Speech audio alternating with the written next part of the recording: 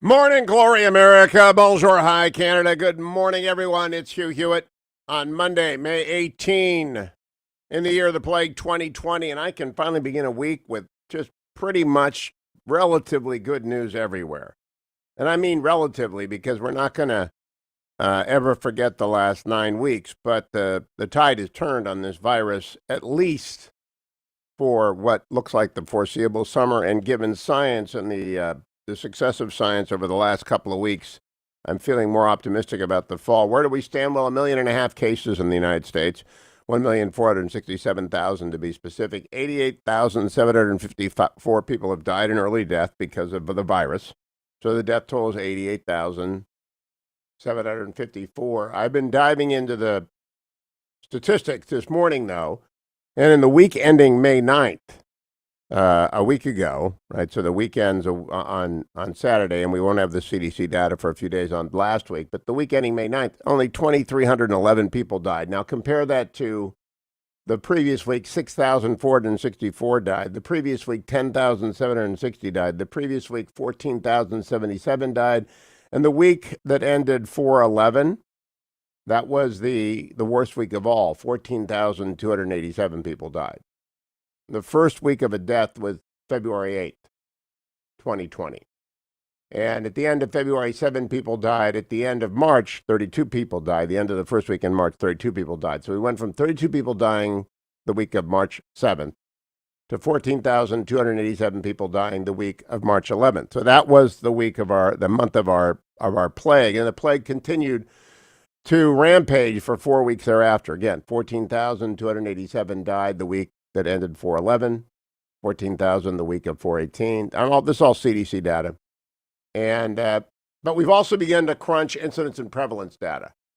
And so now we know with great certainty that, for example, in the week of May 9th, no child between the ages of 0 and 4 was hospitalized for COVID. No child was, I want to make sure I get that right. 5 children were hospitalized for the week of May 9th. 5.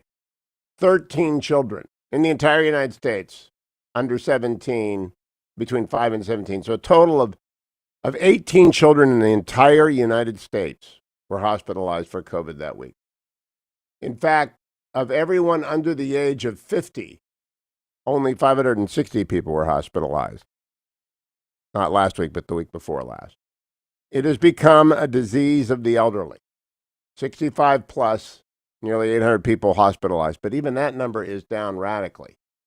It's just down a lot. Now, the death toll remains disproportionately, overwhelmingly focused on people who are in ill health and older. So if you just think of age as a comorbidity, this kills people with high blood pressure, cardiovascular disease, pre-existing chronic lung disorder, hypertension, and obesity. And the older you get, those 4 risk factors. If you're young and in good shape, you just really are not at risk. And thus, this leads us to the biggest news of the day. The WHO is announcing that they fully expect, this is in the British Telegraph, risk of coronavirus spreading in schools is extremely low.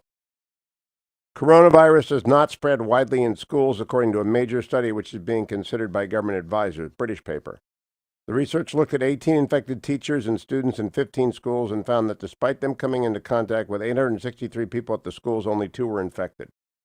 It is the only major study of transmission among children and teachers and shows that the spread of the virus is, quote, limited in classrooms. Previous studies have suggested that younger children are likely to only contract a mild form of coronavirus and do not play a major role in the spread of the disease. But this is the first time the spread of COVID has been directly studied in primary and secondary schools. Parents everywhere are saying, oh, now you tell us. But that's great news for the fall, right? That's great news. Meanwhile, Israeli scientists complete the first successful coronavirus vaccine test on rodents. The Defense Ministry-run lab has completed successful coronavirus vaccine trials on rodents. The Israeli Institute for Biological Research hopes to have finished a vaccine in a year, possibly earlier. There are lots of vaccine trials underway in the United States as well. But the really big news came out of San Diego and Sorrento Therapeutics, where on Friday, the shares went up 244% as Sorrento announced that it had developed an antibody that showed 100% inhibition of the COVID-19 virus in preclinical studies. The company said its anti-SARS-CoV-2 antibody ST1-1499 completely neutralized the virus at a very low antibody dose in a lab setting, making it a prime candidate for further testing and development. Sorrento's market value surged from $549 million on Thursday to $2 billion on Friday. They're going to request priority evaluation and accelerated review. Now, we don't know if that's the magic bullet. All I know is that there are real-world, impossible to argue with stats showing precipitous drops in the virus that was expected with the arrival of sunny weather summer and the end of the flu season, which is coterminous with the COVID season, and the entire world science has worked on developing both therapeutics and vaccines. And so things are looking very, very good. Now, let's look at markets in response to this, brought to you by Birch Gold Group. As you know, Birch Gold sponsors the business story of the day every day. And they are primarily concerned with your diversifying your retirement holdings, at least a portion into gold. And so if you want information on how do I do that tax-free, you go to HughGold.com, or you send my name, Hugh, to 474747. Text it. All right, text it, HUGH, 474747. And they will either sell you gold if you want, if you go to HughGold.com or text Hugh to 474747, or they will give you the information on how to roll over a portion or all of your IRA, one of your IRAs. If you're like me and you've bounced around to 25 different jobs, you got different 401ks in different places and IRAs in different places. And you could take one of those and just roll one of them over into physical back gold. And why do you do that? Well, gold today is at 1771, 1,771. That's way up over the weekend. And I suspect it's going to go higher. Again, I'm not a prophet nor the son of a prophet. It could go back down to 1,400 where it was when I started telling you to do this in December. Because I think the reason it's doing that is there's so much money and stimulus in the system. So much money that as people begin to go back out, and they really are. This is anecdotal evidence is evidence of anecdotes. I know that, so I'm about to give you my anecdotal evidence. Many of you may have noticed that I've not been talking much about the Fetching Mrs. Hewitt for 8 weeks. That's because I've been alone for 8 weeks. Because she had medical problem with her high ankle sprain and was being treated on the West Coast. And so when I came back here to do Meet the Press 8 weeks ago, right after our vacation in Hawaii, the curtain came down. Boom. Week that I was here. No travel. So for 8 weeks, we've been apart. And that's probably why I weigh the least I've weighed since, 35 years ago. And it's also why I'm sick of pizza. And it's also why there's no food in the kitchen. And it's also why all the shutters are closed and the air conditioning's on. And it's also why no one can find a light bulb in the house. It explains many things, but she's back. She made a break for it on Saturday and flew on a nearly empty airplane from LAX. And I wasn't worried about it because I kind of think that the rest of the country has figured out. They have intuited. The sunk costs of CDC telling us this are so high that it's prohibiting them from being very candid. But as I walk around the District of Columbia and Virginia, what I see is this. The nation has absorbed the idea that if you're in great shape, she as I am, you're under 70, you don't have a very bad high blood pressure, obesity, diabetes problem, you're probably not, even if you get it, you're probably not going to go to the hospital. If you go to the hospital, you're not going to die. You don't want to get it. We're observing quarantine, by the way. She had to get back here, and so we're 14 days self-quarantining. But you know what else I learned after 39 years of marriage, 38 years of marriage? Better not get that wrong. 8 weeks is nothing. I mean, talk about snap-back sanctions. I'm under a sanctions regime that snapped back in after 8 weeks. Boy, am I glad she's home. The Fetching Mrs. Hewitt is back, and there is order in the universe. Stay tuned, America.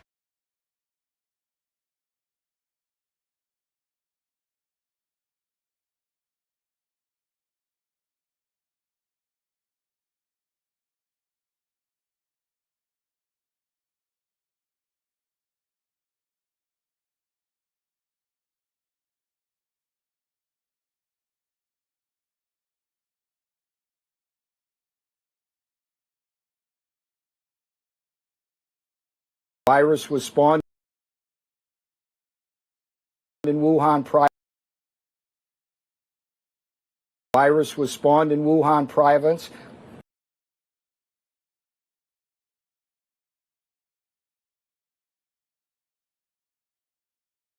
Virus was spawned in. I'm wrong.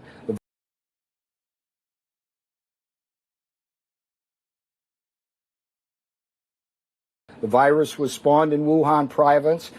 Patient zero was in November. The Chinese, behind the shield of the World Health Organization, for 2 months hid the virus from the world and then sent hundreds of thousands of Chinese on aircraft to Milan, New York, and around the world to seed that. They could have kept it in Wuhan. Instead, it became a pandemic.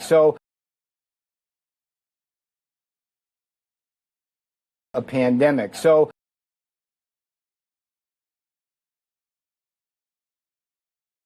pandemic.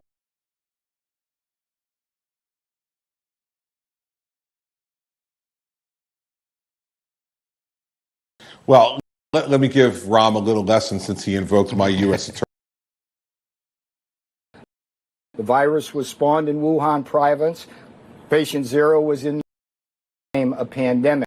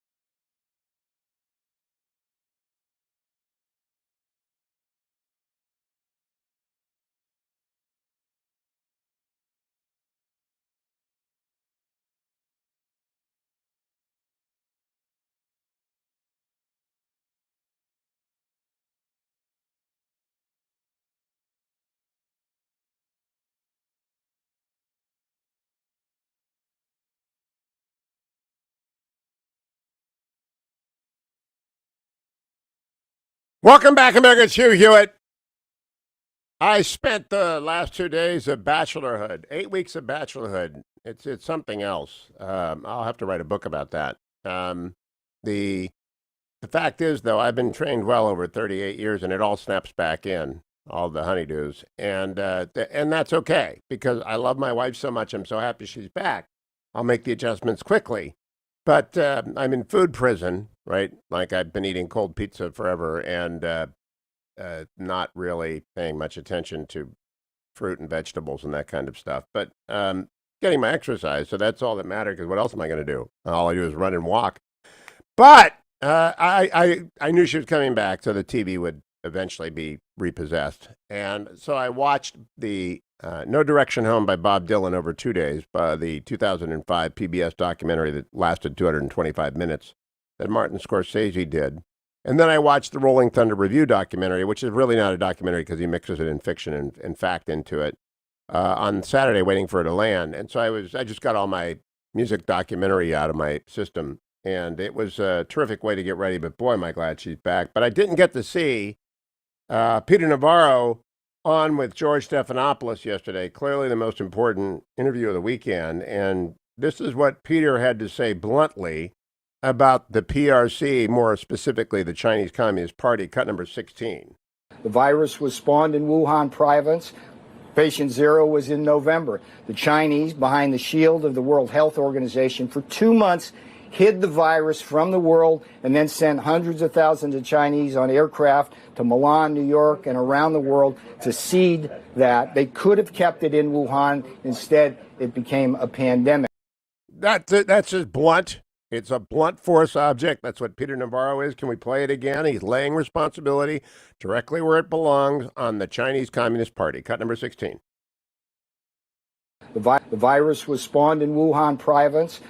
Patient zero was in November. The Chinese, behind the shield of the World Health Organization, for 2 months hid the virus from the world and then sent hundreds of thousands of Chinese on aircraft to Milan, New York, and around the world to seed that. They could have kept it in Wuhan. Instead, it became a pandemic. So that was a Sunday show with millions of people watching. Saturday night, he went on with Judge Jeanine and said this. Again, Peter Navarro, cut number 5. Or maybe not. Maybe we.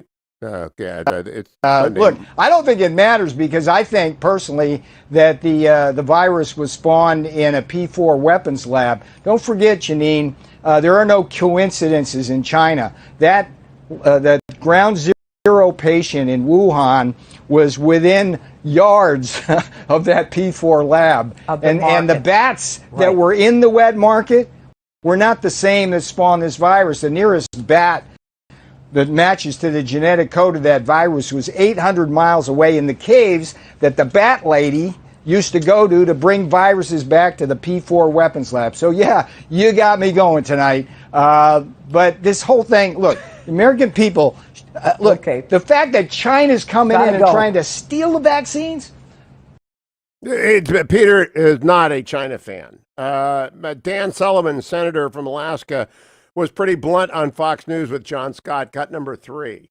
Yeah, look, it's a little rich hearing that from China, given how much the United States contributes to so many international organizations, but particularly relative to China. But, you know, John, what's happening right now with regard to China is it's really highlighting what I've been calling, even before the pandemic, a Cold War that we have with China right now. It's not one of our choosing. It's really one of their choosing because of so many of their policies.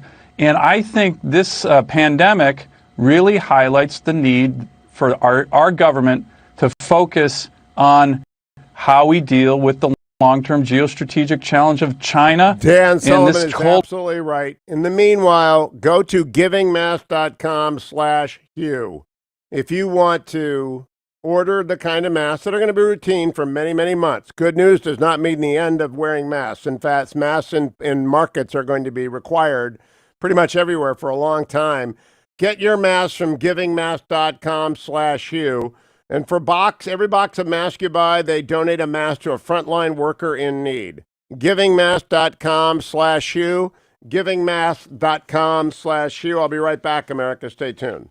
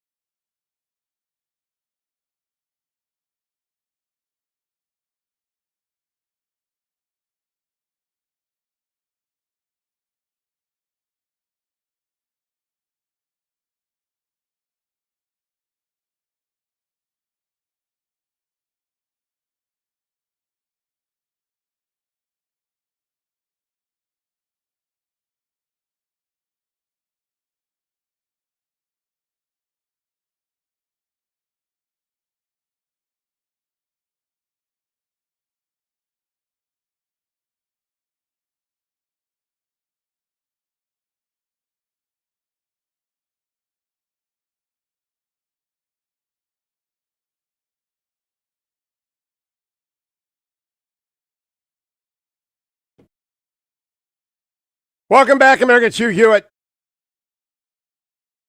Thank you for being here. As I said, it's been a very good weekend for trends. Not that we're out of the virus, not that we're out of the plague, but that we're coming closer and closer to the summer season where it would be depressed by nature, and that the combined scientific efforts of the world appear to be driving down incidence and prevalence everywhere. This is just terrific news, just absolutely terrific news. Also, many of you are stepping up to send the children of prisoners either to camp. Angel Tree, which is a Ministry of Prison Fellowship, every year at this time I raise money to send them. It costs $200 to send a kid to camp, and you folks always send thousands of kids to camp. Thank you. It's May 18th. We're halfway through the drive for the Angel Tree, and I know that a lot of kids are not going to be able to go to camp this summer because their camps are closed, especially those in the beginning of the summer. But we will get them help anyway. A box of blessings, contact from a volunteer, note from mom or dad who's in jail, sports equipment, food coupons. It's a major challenge to keep kids healthy and fed through the summer. Usually that's one of the reasons you want them to go to camp is that they get 3 squares and good meals. But we're going to do that thanks to you. Rayanne from Prison Fellowship tells us. You help support these kids make connections, discover new things that they wouldn't have otherwise discovered in their own environment. There aren't people yelling at them. There aren't people looking down on them because they have a parent who's incarcerated. And the only way they can get relief from that is opportunities like Angel Tree. That's it. It's exactly true. It's Angel Tree or nothing for these kids. So if you will please contribute $200, we will bless another kid. Hopefully with camp. I'm more optimistic than I have been in weeks that camps are going to open across the United States, that swimming pools are going to open. The numbers are just not that dangerous for the young adults. They're not dangerous at all for children, and they're not dangerous for the young adults who typically are camp counselors and run the YMCA and the Y day camps across the United States and the Prison Fellowship Angel Tree camps. The counselors who are over 45 had better stay home this summer. And if you're over 70, don't go to the pool with your grandkid. But we're getting a good picture of this. Now, I want to address for a moment, if I can, General Flynn. I go on Al Sharpton whenever Al invites me, Politics Nation. And I went on with Al this weekend. I wrote a column about it, which will appear in the Post later in the week. I want you to hear the whole hit. I don't want to put it out of context. And I'm going to explain to you why Democrats don't want to talk about Obamagate. Cut number 1. Me, my political panel, Zerlina Maxwell, former director of progressive media for the Hillary Clinton 2016 campaign, and Hugh Hewitt, a conservative radio talk show host. Hugh, let me go to you first. You and I disagree on a lot, but always respect each other. I was excited to have you on again, because I need you to help me out.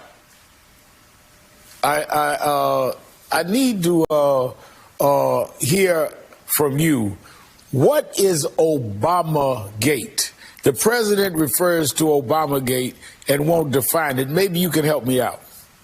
Sure. I think it's the intentional interference with the peaceful transition of power, Al, which is the glory of the Republic. That hasn't actually happened since 1861 with Lincoln's election and the secession of the slave states. And what the allegation at the heart of what people use shorthand for, Obamagate, is did leaders at the top of the FBI, with or without the assistance of senior White House officials and others in the intelligence community, attempt to destroy the transition of President Trump and plant time bombs in his presidency. And the unmasking that came out would lead me to believe that, in fact, some people did do that. And with the direction of President Obama? That is unclear, although the January 5 meeting is going to be a subject of great interest when John Durham, the U.S. Attorney, is investigating. But he called it Obama. He called it Obamagate. You'd have to have President Obama involved. Well, you've got President Obama in the Oval Office with Sally Yates and James Comey on January the 5th. And Sally Yates' exhibit for her statement to the special counsel's office is what is the most alarming to people who think that people at the very top level of the Obama administration attempted to interfere with the peaceful transition of power. And let me ask you, Salena, so interfering with the transition of power is being concerned that Michael Flynn may have been talking to Russians who said himself and pled in court that he was, in fact, misleading when he told the FBI what he told them about his conversations with the Russians.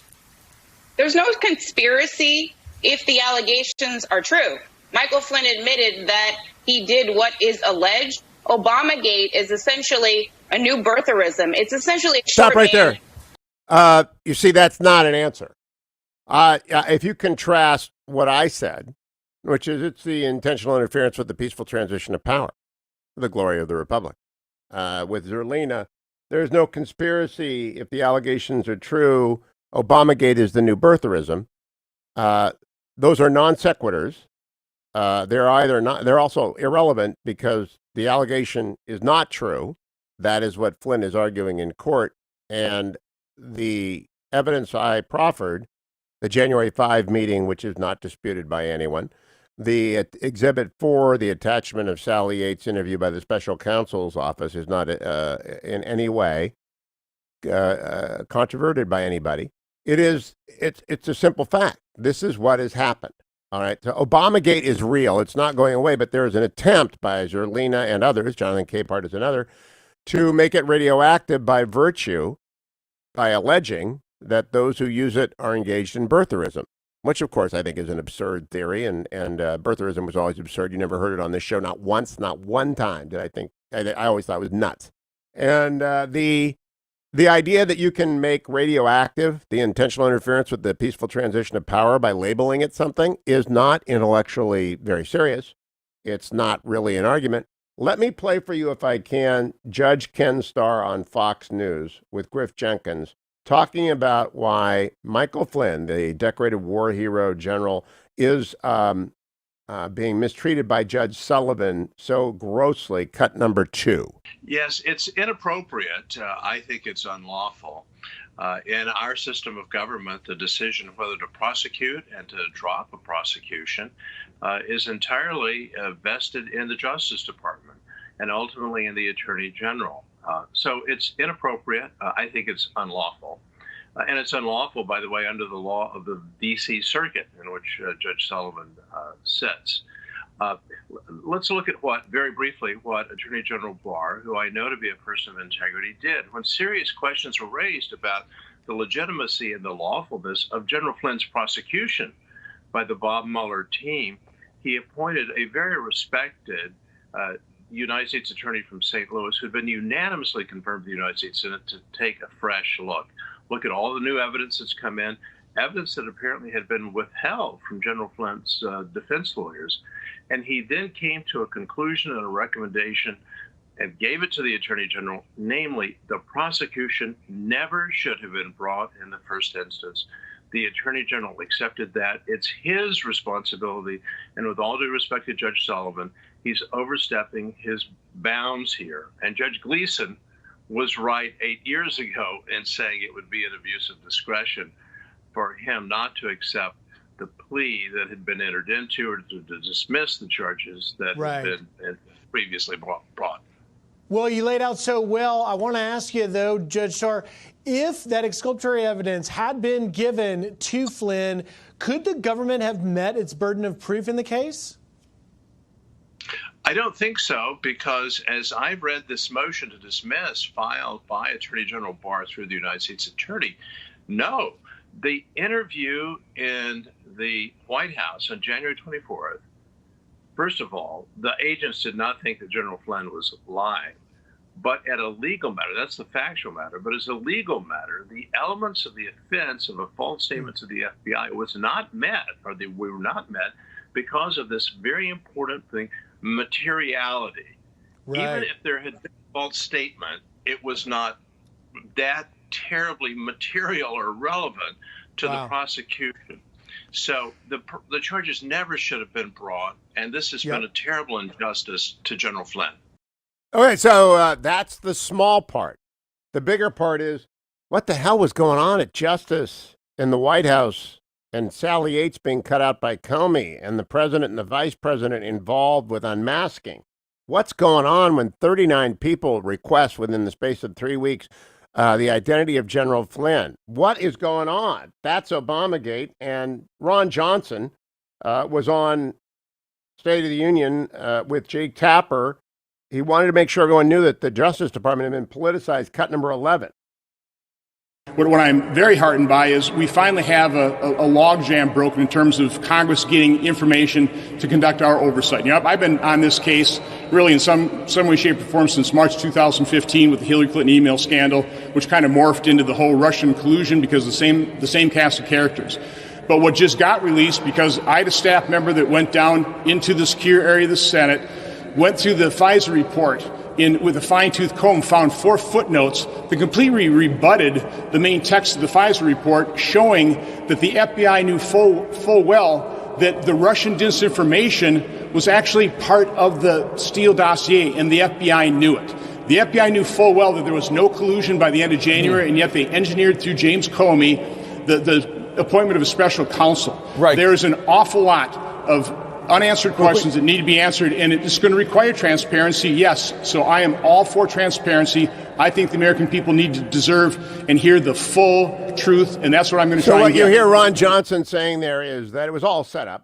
The whole special counsel was a weaponization of the Justice Department. Chris Christie said the same thing to George Stephanopoulos and Rahm Emanuel, cut number 12. Well, let me give Rahm a little lesson since he invoked my U.S. attorney days.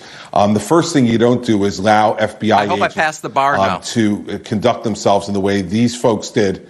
They go, well, no, you didn't prosecute anything, Rahm, so we'll get to that for a second. Thank God. The fact of the matter is that you do not allow FBI agents to conduct themselves in this way.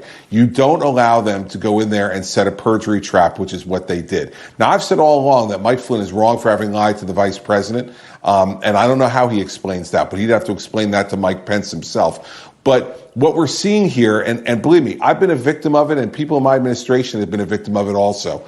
This is an Obama Justice Department that was led by Eric Holder and Loretta Lynch and Jim Comey that politicized and weaponized the Justice Department. They did it. The Supreme Court just reversed what happened to my administration, 9-0. Mike Flynn now is going to have this matter dismissed. And so, George, what we're looking at here, and Rahm, what we're looking at here, is prosecutorial and investigative misconduct. And that misconduct needs to be investigated in exactly the same way and with the same measure that Mike Flynn was investigated, that Bob Mueller investigated all the people in Russia, that Ukraine was investigated. Prosecutorial misconduct is an awful, awful thing because of the power of the federal government's Justice Department. All right, the power of the federal government misused is at the heart of Obamagate, the peaceful transition of power attack. And that is Obamagate. It's not birtherism. Anyone who says so is attempting to shut down. That's McCarthyism. When you hear birtherism, that's McCarthyism. Hey, ReliefFactor.com time. I got 49 miles in last week. Didn't make the 50-mile barrier, but I do have my 4 pills right here. Carrie and Curcumin, Resveratrol, Omega, that made it to almost 350 miles a week. Very... Now, you see, when you try and take it with piping hot coffee, which I've got, that's a little dangerous. I've got piping hot coffee. But I still take my ReliefFactor.com, as you should be doing every single day. Get the starter pack for $19.95 at ReliefFactor.com and come right back.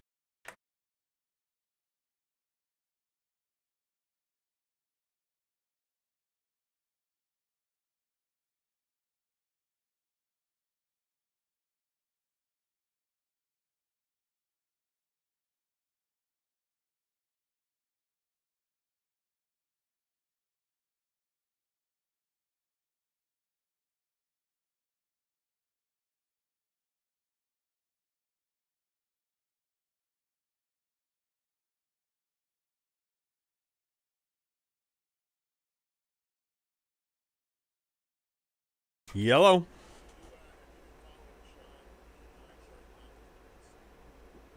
Sean and yours. Sean. Oh, yeah.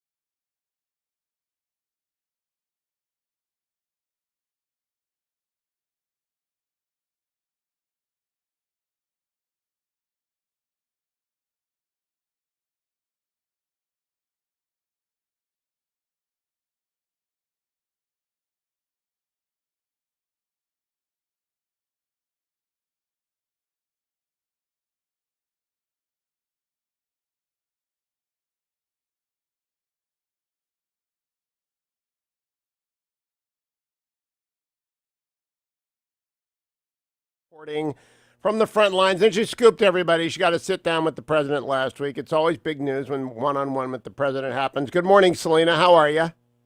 Good morning, you. How are you? Well, I'm a little jealous. Not only you sit down with the president, then you sit down with Pompeo. It's like you're the favorite interviewer in chief. So I'm not sure we're just going to shut down the Yinzer report. They obviously want to win Pennsylvania, so they're mainstreaming Yinzerisms into their bloodstream by talking with you.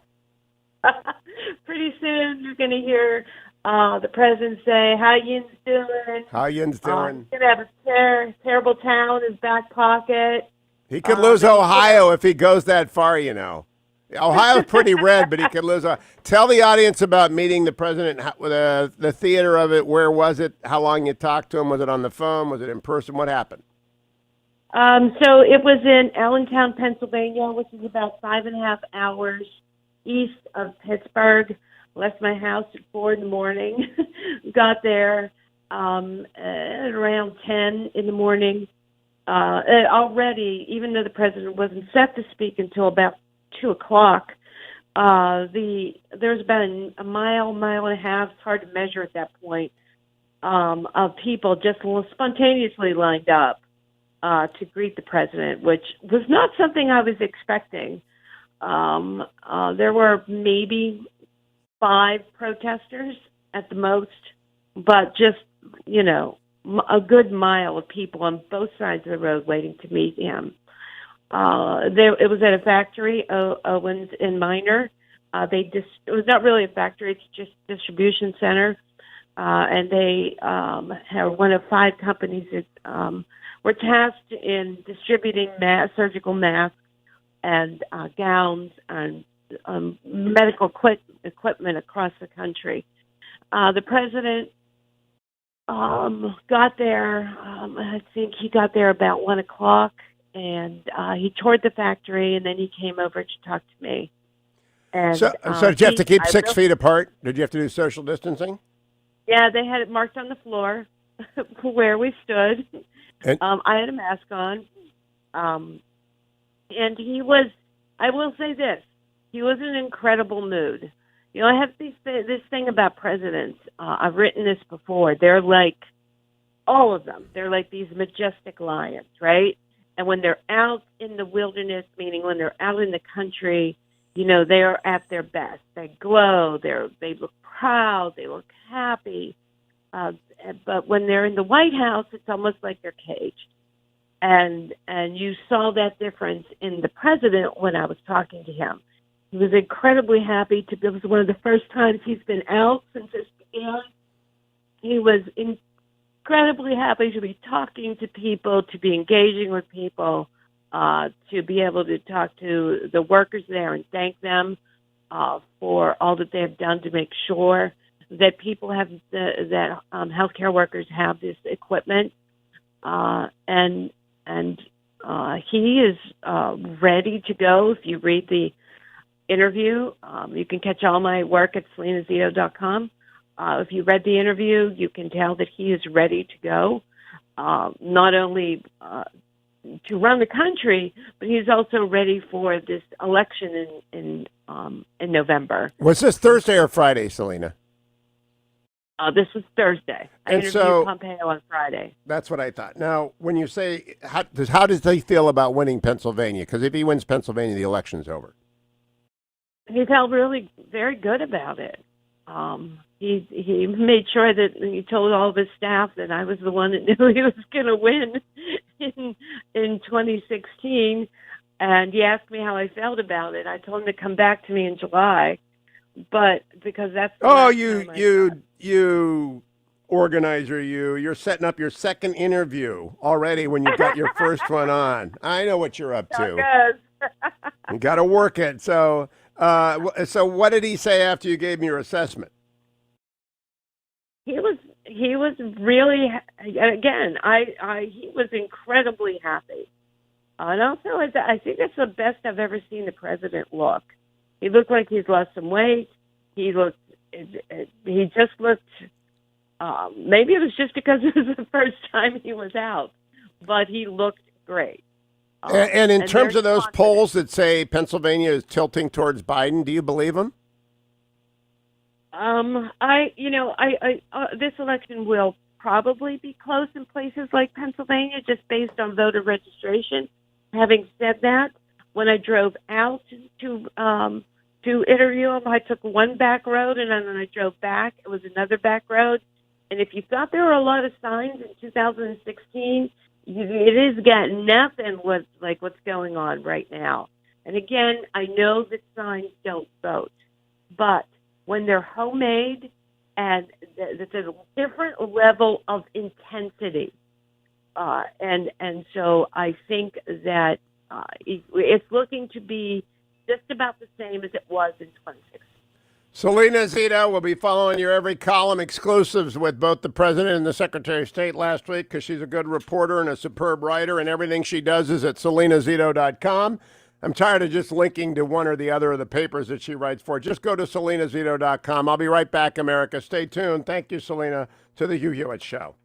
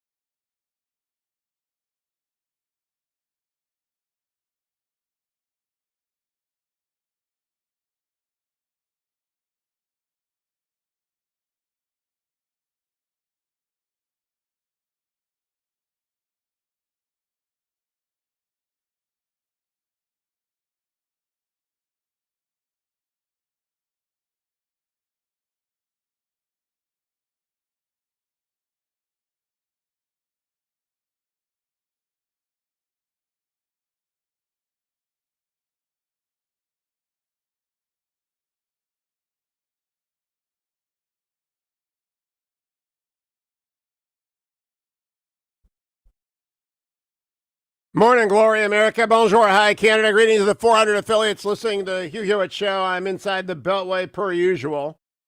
Fetching Mrs. Hewitt has finally made it back after 8 weeks. So that's the end of the pizza, bagels, and vitamins diet, which I've been experimenting with extensively. My new pizza, bagels, and vitamin diet book will be out in a couple of weeks. Michael Shear, the New York Times, joins me. Michael, are you interested in my pizza, bagels, and vitamins diet book?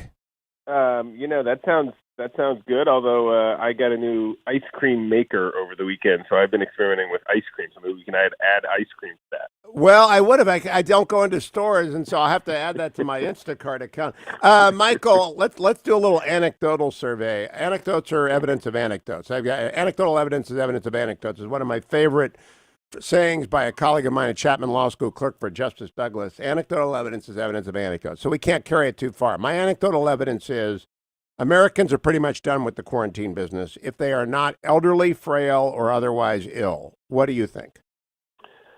With the same caveat that you gave about you can't take it too far. I mean, I've certainly seen in my own life evidence, anecdotes of that as well, whether it be friends of my son who are, frustrated and wanting to get back to some kind of normal life, or, just people that you sort of see when you do venture out. We've gone to the grocery a couple of times, and you get on the roads and you see an enormous number of cars. I mean, you'd think that the roads would be deserted, and in fact they're not. And that does suggest, I think, at least, as you say, anecdotally, that people are really eager and are in fact, kind of venturing out, even though where I live anyway, the stay-at-home order is still fully in place.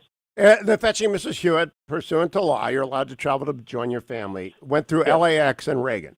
And she said they're ghost towns. So the risk of coronavirus is keeping people grounded, but I think moving around within their towns, and the whole economy in the restaurant business has switched over to takeout. We got takeout last night, and I noticed just the restaurant that we used is just fully functioning. Is that your experience as well? Mostly, yeah. We have a favorite Chinese food restaurant that we've been going to for 25 years now, and they had actually shut down initially completely during right at the beginning of the stay-at-home order, and we happened to be essentially driving past that because we had to pick up a prescription at a drugstore that's right next door, and we noticed they're open again, just for takeout, not for sitting in. But so yeah, there does seem to be, again, I can only testify to what is in my little neighborhood in Virginia, but there does seem to be some rumblings of some parts of the economy coming back to life. Yeah, Brian Westbury at First Trust calls it green shoots, and he's been showing it for weeks on their internals, and now it's becoming obvious in various places. In the British newspaper, The Telegraph, this morning is a story: risk of coronavirus spreading in schools is, quote, extremely low, study finds. First major study of 15 people who were infected coming into contact with 863 people in British schools, and they only infected 2 people. I think parents are going to seize on this as sort of an adamant demand that school districts reopen in the fall unless there is just lock solid scientific evidence that the risk is too great. And I look at the CDC data, and this is not anecdotal, this is comprehensive. Children under the age of 15 just don't get sick, Michael. Well, I think we talked about this a little bit the last time. I mean, I don't disagree with you that there is going to be a lot of pressure, and that there's lots of there are a lot of consequences to keeping the schools closed that ripple far beyond just the schools themselves. Obviously, parents who need childcare to go to work and all the rest. And I do think I'm certainly not a doctor, but you've seen the doctors talk about the fact that they don't spread. That children aren't as affected, but they do spread it. And you do see these reports of children who live with elderly parents or with elderly grandparents. My wife has asthma, so bad that at one point years ago she was in the hospital near, they thought she had a pulmonary embolism because she had such a bad reaction.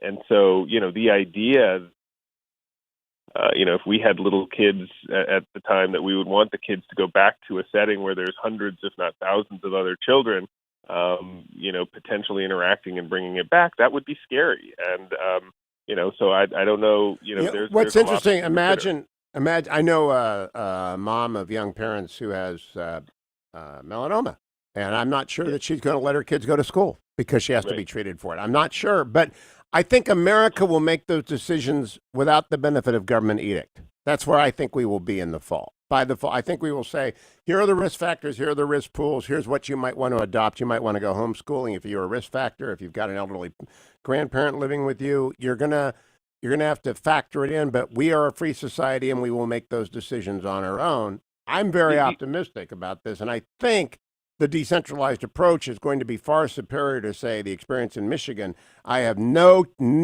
patience with the crazy demonstrators, but I also have very little understanding of the draconian measures of the governor there.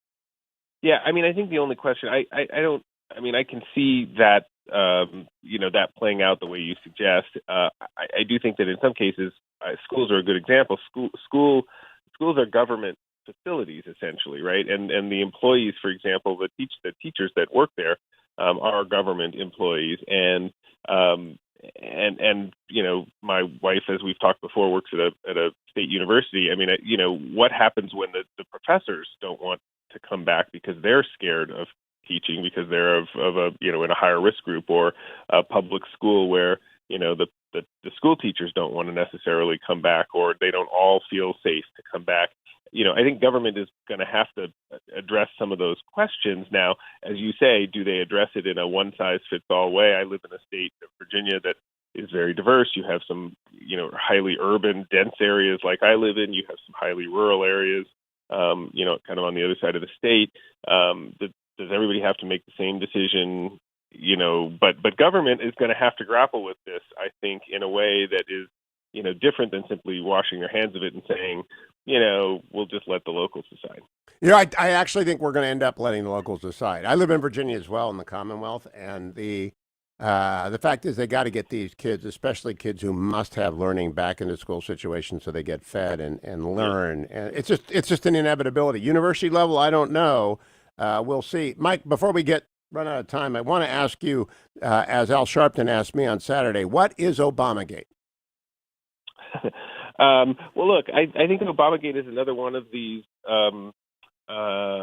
efforts by the Trump administration and the kind of allies, people in and around the president's orbit, to pin on the former president and his top aides a set of allegations of either criminality or inappropriate behavior when it comes to the sort of investigations and the series of investigations and inquiries that swirled around the new incoming president having to do with Russia. And I think it is without commenting necessarily on I certainly haven't.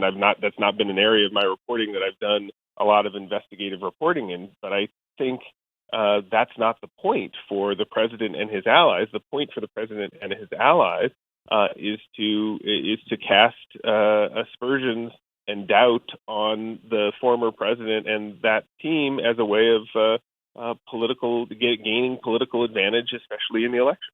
Well, I think that I was asked by Al, what is Obamagate? And I said, shorthand for the intentional interference with the peaceful transition of power.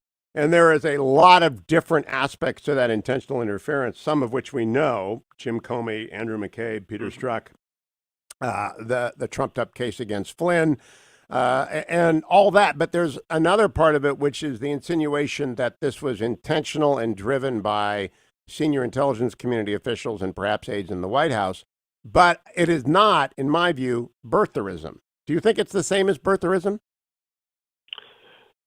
Do I think it's the same as birtherism? No, I don't.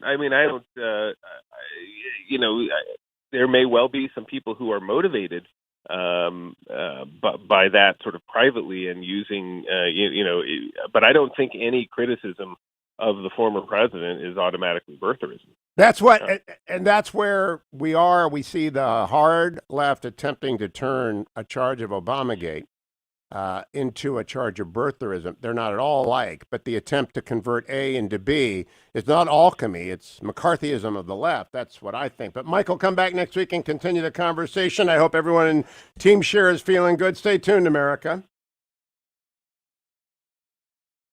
During this time when so many people feel depressed, a smile can be a powerful thing. Listen to the next story from the Y Minutes about the power of the smile.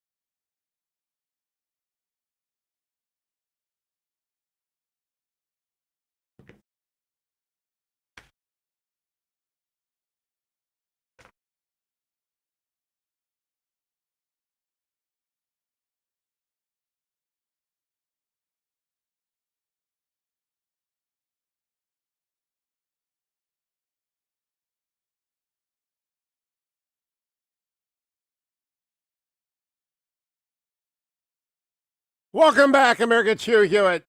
Dwayne picked that because that's what he thinks about me. That's the leader of the band. And as I was watching the No Direction Home special on Dylan and then the Rolling Thunder review of Dylan's story, and I saw so many scenes in my memory. I mean, a lot of people sat in. Look, a lot of people sat in on all those shows, and the leader of the band is just appropriate. Just appropriate.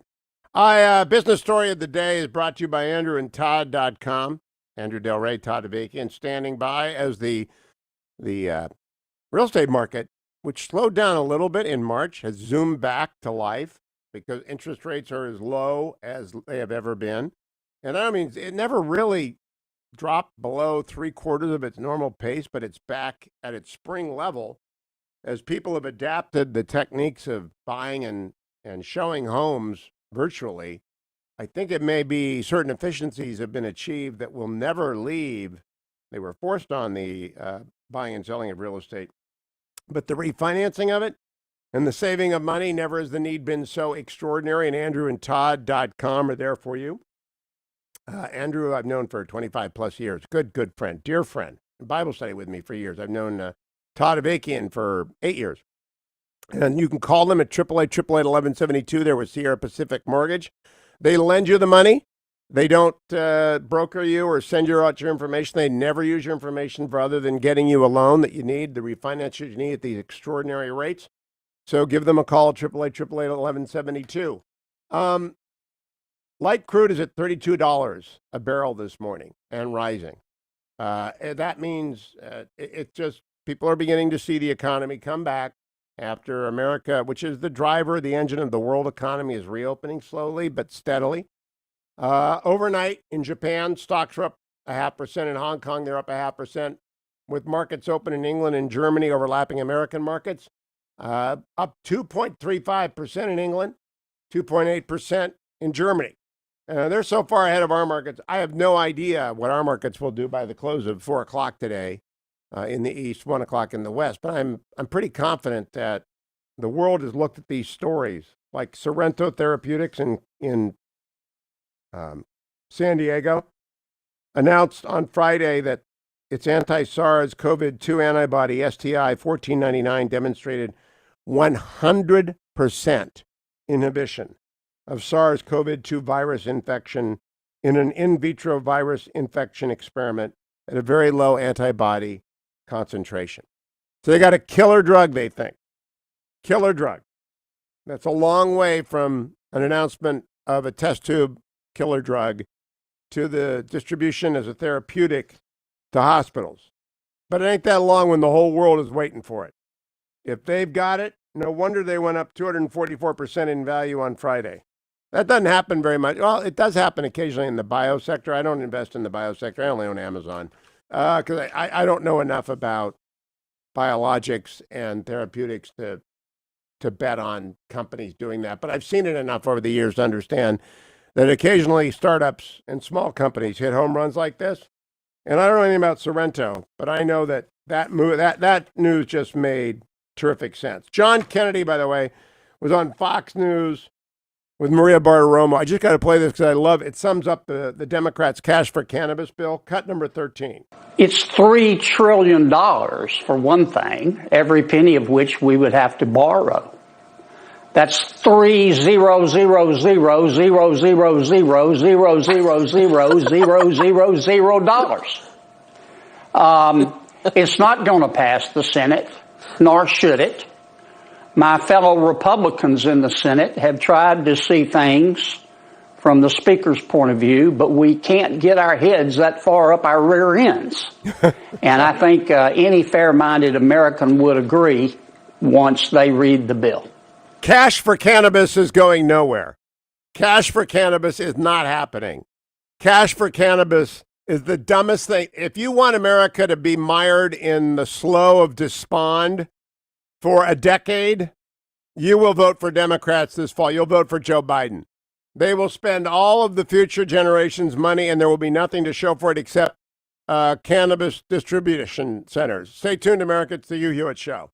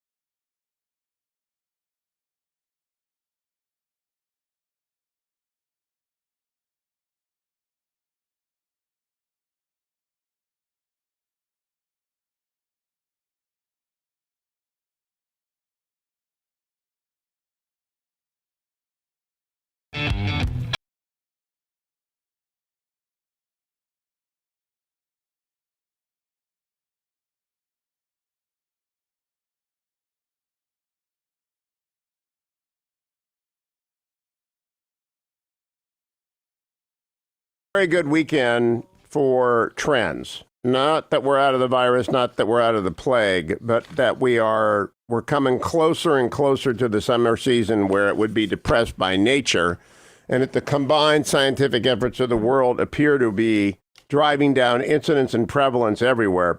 This is just terrific news, just absolutely terrific news. Also, many of you are stepping up to send the children of prisoners either to camp. Angel Tree, which is a Ministry of Prison Fellowship, every year at this time I raise money to send them. It costs $200 to send a kid to camp, and you folks always send thousands of kids to camp. Thank you.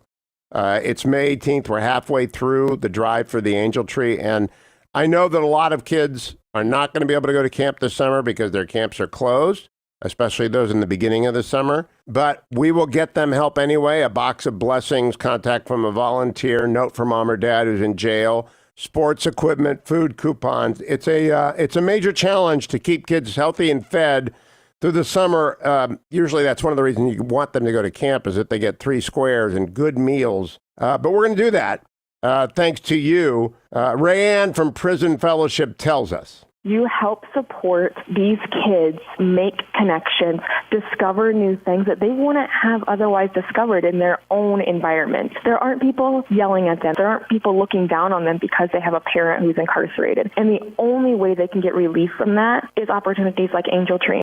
That's it. It's exactly true.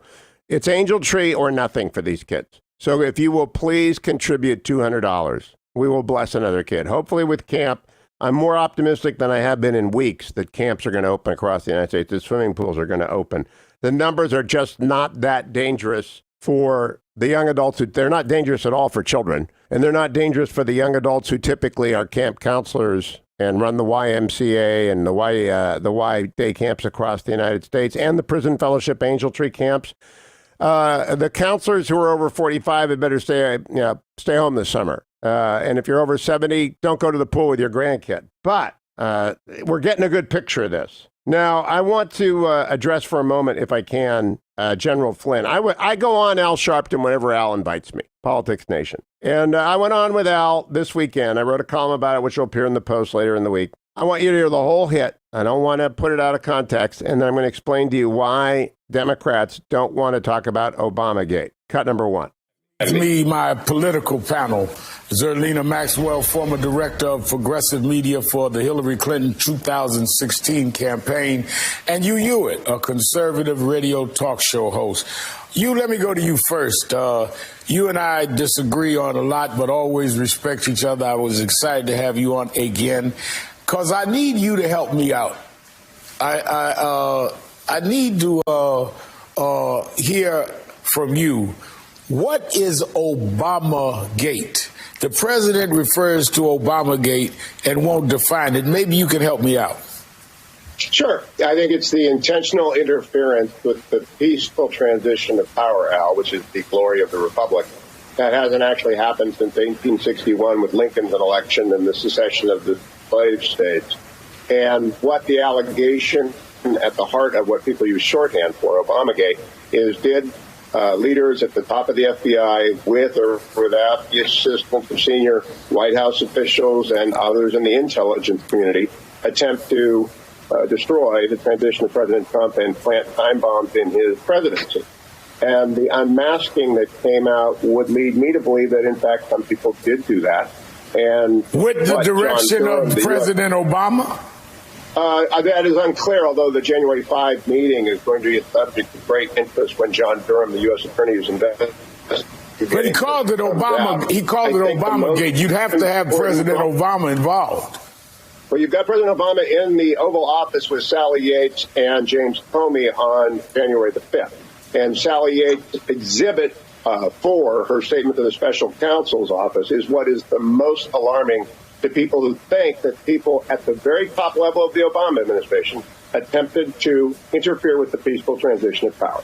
And let me ask you, Salena, so interfering with the transition of power is being concerned that Michael Flynn may have been talking to Russians, who said himself and pled in court that he was, in fact, misleading when he told the FBI what he told them about his conversations with the Russians. There's no conspiracy if the allegations are true. Michael Flynn admitted that he did what is alleged. Obamagate is essentially a new birtherism. It's essentially stop right there. You see, that's not an answer.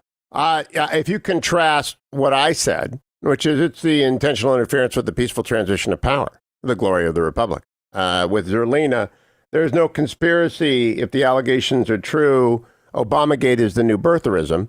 Those are non sequiturs. They're also irrelevant because the allegation is not true. That is what Flynn is arguing in court. And the evidence I proffered, the January 5 meeting, which is not disputed by anyone, the Exhibit 4, the attachment of Sally Yates' interview by the special counsel's office is not in any way controverted by anybody. It's a simple fact. This is what has happened. All right. So Obamagate is real. It's not going away, but there is an attempt by Zerlina and others, Jonathan Capehart is another, to make it radioactive by alleging that those who use it are engaged in birtherism, which, of course, I think is an absurd theory. And birtherism was always absurd. You never heard it on this show. Not once, not one time did I think. I always thought it was nuts. And the idea that you can make radioactive the intentional interference with the peaceful transition of power by labeling it something is not intellectually very serious. It's not really an argument. Let me play for you, if I can, Judge Ken Starr on Fox News with Griff Jenkins talking about why Michael Flynn, the decorated war hero general, is being mistreated by Judge Sullivan so grossly. Cut number 2. Yes, it's inappropriate. I think it's unlawful. In our system of government, the decision of whether to prosecute and to drop a prosecution is entirely vested in the Justice Department and ultimately in the Attorney General. So it's inappropriate. I think it's unlawful. And it's unlawful, by the way, under the law of the D.C. Circuit, in which Judge Sullivan sits. Let's look at very briefly, what Attorney General Barr, who I know to be a person of integrity, did when serious questions were raised about the legitimacy and the lawfulness of General Flynn's prosecution by the Bob Mueller team. He appointed a very respected United States attorney from St. Louis who had been unanimously confirmed to the United States Senate to take a fresh look at all the new evidence that's come in, evidence that apparently had been withheld from General Flynn's defense lawyers. And he then came to a conclusion and a recommendation and gave it to the Attorney General, namely, the prosecution never should have been brought in the first instance. The Attorney General accepted that. It's his responsibility. And with all due respect to Judge Sullivan, he's overstepping his bounds here. And Judge Gleason was right 8 years ago in saying it would be an abuse of discretion for him not to accept the plea that had been entered into or to dismiss the charges that had been previously brought. Well, you laid out so well. I want to ask you, though, Judge Starr, if that exculpatory evidence had been given to Flynn, could the government have met its burden of proof in the case?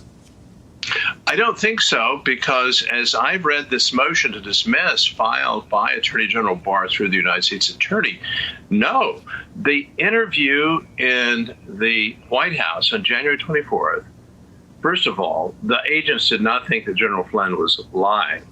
But at a legal matter, that's the factual matter, but as a legal matter, the elements of the offense of a false statement to the FBI was not met, or they were not met, because of this very important thing, materiality. Right. Even if there had been a false statement, it was not that terribly material or relevant to the prosecution. So the charges never should have been brought, and this has been a terrible injustice to General Flynn. All right, so that's the small part. The bigger part is what the hell was going on at Justice in the White House and Sally Yates being cut out by Comey and the president and the vice president involved with unmasking? What's going on when 39 people request within the space of 3 weeks the identity of General Flynn? What is going on? That's Obamagate. And Ron Johnson was on State of the Union with Jake Tapper. He wanted to make sure everyone knew that the Justice Department had been politicized, cut number 11. What I'm very heartened by is we finally have a logjam broken in terms of Congress getting information to conduct our oversight. I've been on this case really in some way, shape, or form since March 2015 with the Hillary Clinton email scandal, which kind of morphed into the whole Russian collusion because the same cast of characters. But what just got released, because I had a staff member that went down into the secure area of the Senate, went through the FISA report with a fine-tooth comb, found 4 footnotes that completely rebutted the main text of the FISA report, showing that the FBI knew full well that the Russian disinformation was actually part of the Steele dossier, and the FBI knew it. The FBI knew full well that there was no collusion by the end of January, and yet they engineered through James Comey the appointment of a special counsel. Right. There is an awful lot of unanswered questions that need to be answered, and it's going to require transparency, yes. So I am all for transparency.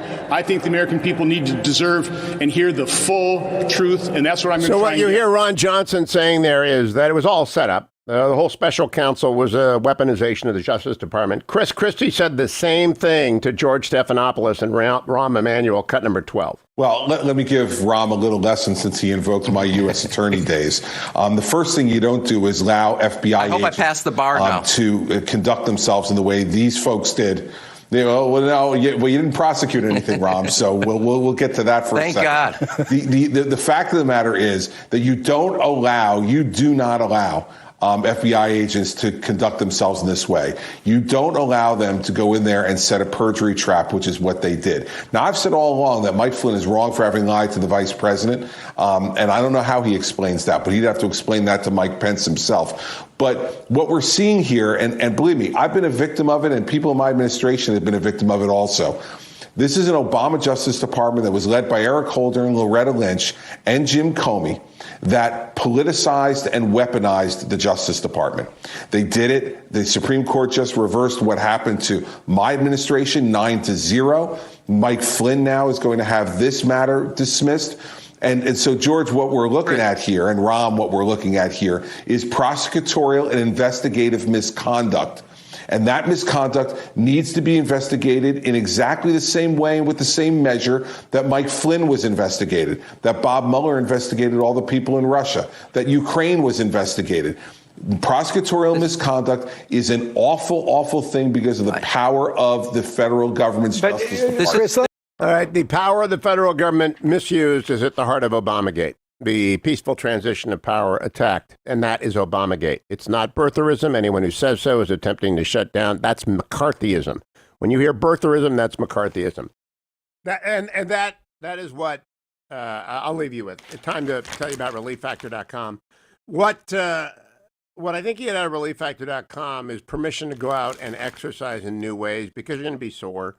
This supports the temporary relief of minor aches and pains. You can't do what you can't do, but if you can walk or run, you ought to be doing it. Increasingly, people are taken back to the streets as the numbers plummet of new deaths and new hospitalizations. Doesn't mean the virus is slowing down. It just means that those people who should be staying inside are. And increasingly, you will find on the bike trails and the sidewalks and the streets of America, people are out there walking and getting outside because the weather has turned, the spring has sprung. And people, even people like me with allergies, they use ReliefFactor.com to get them mobile. You should too. I carry Kirkman and Resveratrol Omega. Get the starter pack for $19.95. Come right back, America. It's the Hugh Hewitt Show.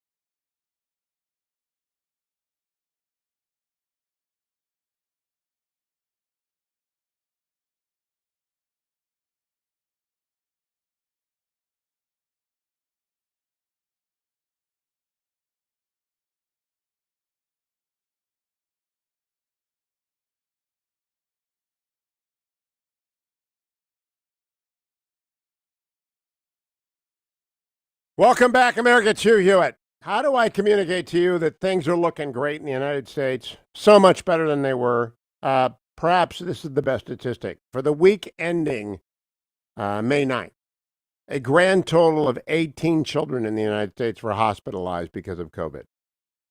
Okay, under 18. 18. So 18 under 18 2 weeks ago, ending May 9th, were hospitalized because of COVID. Now, I want you to think of the number of reasons kids are hospitalized. And I'm the proud father of 3, and I can remember when they went to the hospital, when they went to the ER, and thank goodness none of them had serious childhood illnesses.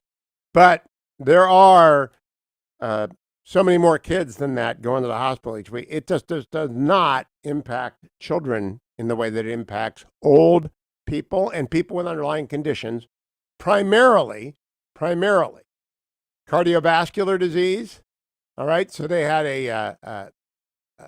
1,200 patients the week of May 9th had to be hospitalized because of COVID plus underlying heart disease. Hypertension, 2,036 people had to be hospitalized. Obesity, 1,700. Those are the big 3. Hypertension, heart disease, obesity, plus COVID means hospitalization. Doesn't mean death. Deaths are just so much better. The mortality in the United States total has plummeted. All right, for the week ending May 9th, 2,311 Americans died from COVID. That's awful. That is 1/7 the number that died a month earlier in the week ending 4/11. So 14,287 people died of COVID. 2,000 in mid-April. 2,300 died in mid-May. That is just great. But we can drive those numbers lower if you will wear your masks. And if you're going to go into a store, you have to wear a mask. I'm not going into a store without shopping in a mask optional store. It will kill the stores. And when we go back to eating in restaurants, everyone who serves you will be wearing a mask. So you're going to need masks. Where do you get masks from? Givingmask.com. Why? Because for every givingmasks.com/Hugh order that you put in, they'll donate one of the high-end masks to a frontline worker in a key hospital. All right, so if you want to do some good while doing good, you got to do good by yourself and everyone you come into. Wear a mask outside and inside. I think CDC recommends wearing a cloth mask everywhere. Some of you are stubborn know-it-alls who won't do that, and I understand it. You're making a statement about yourself, and you don't care about the old people that you might come by if you're asymptomatic. That's okay. You be selfish. You be you. You're not that great of a risk if you're no risk at all if you're not actually infected, but you don't know if you're infected. And you probably won't transmit it to anyone. You probably won't. But I wear a mask outside because I don't want to be that guy who does. And you'll only find about it in your next life. By the way, did you know that you killed Joe? Nice elderly Joe who was out for a stroll. You went by when you sneezed. You killed him. That's not very likely to happen, but it's completely unlikely to happen if you wear a cloth mask. So I don't know why you wouldn't mitigate. But I know one thing. In a store, you better wear a mask or you're going to kill that store because no one's going to go into that store. So if you got a friend who works at a store, they know they're seeing hundreds of people and they just shake their head if people come in without a mask. If you're going into the local food store, those people working there, they just shake their heads. So you need masks. Get them from givingmask.com/Hugh. Do some good at the same time. I told you the biggest story of the day is from the Telegraph in Great Britain, that the schools there are the subject of a brand new study that show, quote, risk of coronavirus spreading in schools is extremely low. Major study shows negligible transmission of COVID-19 among pupils and teachers as WHO plays down threat. The only major study, I'm reading exact quote here, the only major study of transmission among children and teachers shows that the spread of the virus is, quote, limited in classrooms. Previous studies have suggested that younger children are likely to only contract a mild form of coronavirus and do not play a major role in the spread of the disease. But this is the first time that the spread of COVID-19 has been directly studied in primary and secondary schools. It comes as the British government is locked in a battle with teachers' unions over plans for primary school children in reception years 1 through 6 in England to return from June 1. Union bosses have insisted classrooms will not be safe, have ordered their members not to engage with the plan. On Sunday, Michael Gove thought to reassure worried teachers and parents, insisting that clear scientific and clinical advice was that it was safe for school to reopen, providing social distancing is enforced. Children only have one chance at education. Over the last decade, we have made significant strides in closing the gap between the richest and the poorest in our schools. This lockdown has put that at risk, the Chancellor of the Duchy of Lancaster told the Andrew Marr Show. If progressive countries like Denmark can be teaching children and have them back in schools, then so should we. The whole point about being a teacher is that you love your job. It's a mission, a vocation. And you just see the World Health Operation chief scientist also said there have not been big outbreaks in school. The early results are very reassuring. School's coming back, friends. This is not a disease of children and young teachers. Older teachers may, in fact, need sabbaticals, especially if they have if they're obese, or if they have heart disease or asthma. But they should not shut down schools because some of the teachers are older and fragile. Those teachers should stay home, and the schools should be open. Hour number 3 of the Hugh Hewitt Show coming up.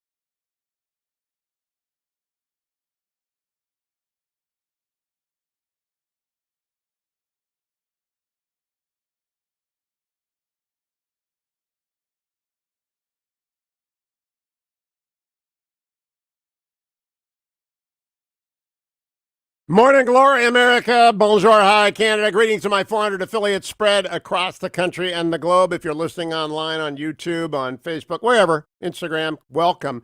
I'm Hugh Hewitt, and I'm so pleased to welcome a fellow Northeastern Ohio guy. Keith Krach is the Undersecretary for Economic Growth, Energy, and the Environment at the Department of State. We've never spoken before. I always disclose my son works at State before I talk to a state person. But he is a NEO, a Northeastern Ohio guy. Keith, welcome. It's good to have you on the show. Well, Hugh, it's great to be on the show, and I see you're from Warren, Ohio, home, to Packard Electric. When I worked at General Motors, I spent a lot of time down there, so it's great to. I was wondering, you probably played golf at the TCC. I'm hoping you are a Browns fan, are you? By the way, not only am I a Browns fan, but all my 5 children back in San Francisco are. So, I've converted them to I did the same thing to all 3 of mine. It's a disease, and it's an important thing to pass on. I want to know if you know Patricia Heaton, who's a Rocky River gal, or John Dennison, who's the only Silicon Valley guy I know really well. By the way, as a matter of fact, I do. And they're really great people. JD's my law school roommate, and so I'm not responsible for any legal advice he gives you. Undersecretary Krach, first obligatory question. Do you know anything about this IG investigation? Anything at all? You know what? I don't. I actually don't know anything about it. Neither do I. I just think I'll talk to Susan Crabtree about it tomorrow, but I just had to ask the question. Number 2, there was a huge story on Friday, which I want to talk about, which is Taiwan semiconductor manufacturing going to Doug Ducey's state. And Doug's a friend of mine. Before we do that, though, will you tell people what the Undersecretary for Economic Growth, Energy, and the Environment does? Absolutely. So my mission is to develop and operationalize our global economic security strategy that maximizes national security, combats economic aggression, drives economic growth, and advances peace and prosperity around the world. So I lead economic diplomacy for the United States. Well, this is vital, then. It's very important, and we're going to get to that. I did pass over one question, though, about the Browns. The guy who follows me on my Cleveland affiliate, Bob Franz, wanted to draft Sam Darnold. I was a Baker Mayfield guy from the beginning. Did you have a dog in that fight? I did not have a dog in that fight. And so I stay out of the football politics side. All right. But you also are the chairman and the CEO of the only Silicon Valley company on which I rely exclusively and for which I celebrate endlessly, DocuSign. I just want to thank you on behalf of everyone who hates paperwork for inventing DocuSign. We don't actually have to look at anything. We just click. I don't know where that came from. Did you invent that? Well, I came in and I ran the company for 10 years. I won't take credit for that. That was our technical guys. But I can tell you, it was just a great experience, and it's a joy for me to be able to see that 800 million unique users around the world. It's making their lives simpler every day, and we declared war on paper. Oh, you know what? I just think DocuSign, I could talk to you for an hour about DocuSign. It should get you the Nobel laureate, whoever designed it. Let's now talk about Taiwan Semiconductor. Doug Ducey has been stealing businesses from California for as long as he's been governor. I mean, just like Rick Perry did when he was running Texas. They just come over with sticky fingers and they take businesses out. Now you're stealing businesses from Taiwan and taking them to Arizona. Why is Taiwan Semiconductor or Manufacturing, TSMC, going to Arizona? Well, if you look at TSMC, they plan to invest $12 billion in a truly massive, which is truly a massive sum. It's probably, the biggest onshoring in decades. It's absolutely historic. It's a game changer for the U.S. semiconductor industry, and that will bolster American national security and economic prosperity. A big thing behind that is that the semiconductors they make, these chips, are the most sophisticated in the world. And the plant they're going to build is a 5-nanometer plant, which means it will be absolutely state-of-the-art. And it powers everything from AI to 5G to F-35. So, and this investment is going to create hundreds of thousands of jobs of skilled Americans. And, this is such a big win for the United States, such a big win for President Trump. And it's also going to strengthen our relationship with Taiwan, who's a vibrant democracy and a force for good in the world and a great friend to the U.S.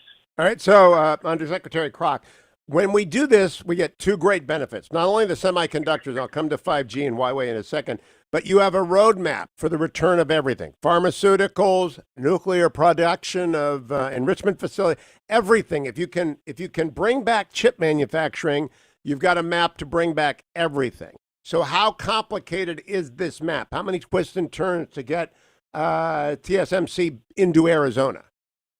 Well, they were absolutely great. They analyzed the situation and they ran the numbers, and they really came down to the conclusion that the environment that President Trump has put together in terms of the economic climate, in terms of reducing taxes, regulation, reform, all of that was a big contributing factor, as well as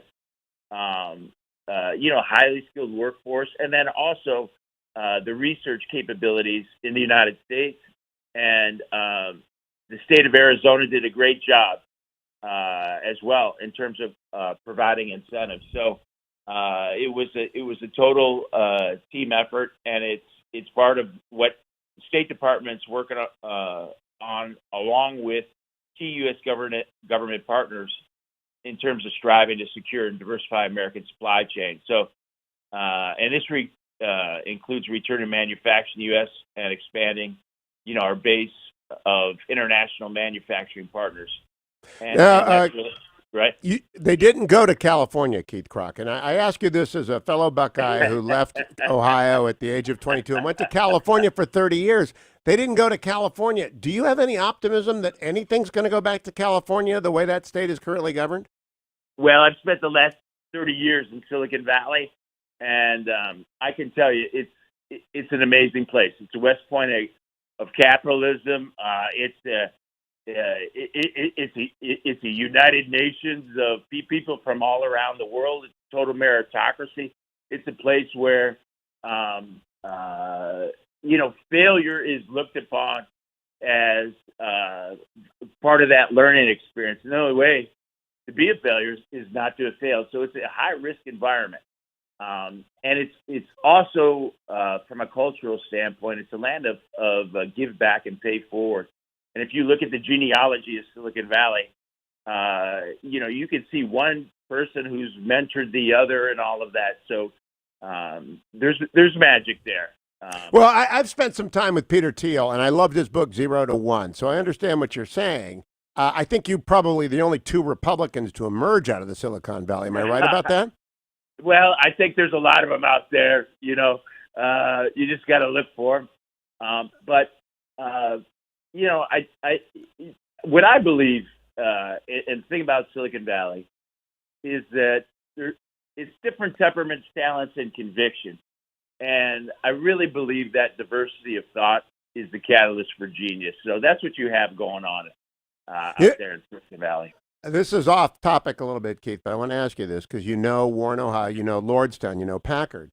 Why hasn't Silicon Valley gone into a place like Lordstown or Northeastern Ohio, which has all the intellectual capital, all the infrastructure, all the water you could possibly need? Why have they not invested there like they have, for example, in Ann Arbor, home of the damned and the worst football program in the world? Why did Google go there and not to Northeastern Ohio?